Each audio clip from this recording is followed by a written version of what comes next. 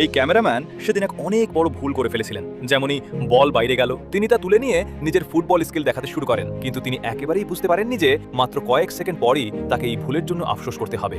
বল ফেরত দিতে দেরি হওয়ায় প্লেয়ার এতটাই ক্ষুব্ধ হয়ে যান যে সাথেই তিনি নিজের রাগ প্রকাশ করে ফেলেন। তবে আসল মজার দৃশ্য তো এর পরেই শুরু হয়েছিল।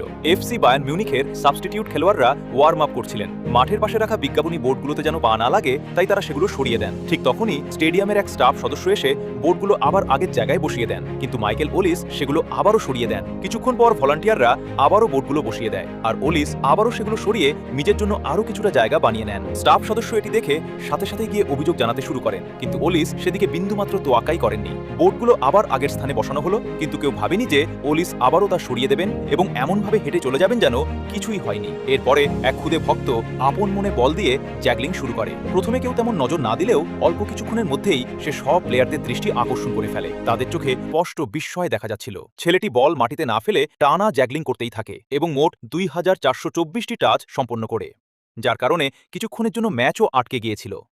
অবশেষে ভক্ত ও দর্শকরা তার এই অসাধারণ প্রতিভা দেখে এতটাই মুগ্ধ হয় যে পুরো স্টেডিয়াম দাঁড়িয়ে তাকে জোরদার হাততালি দিয়ে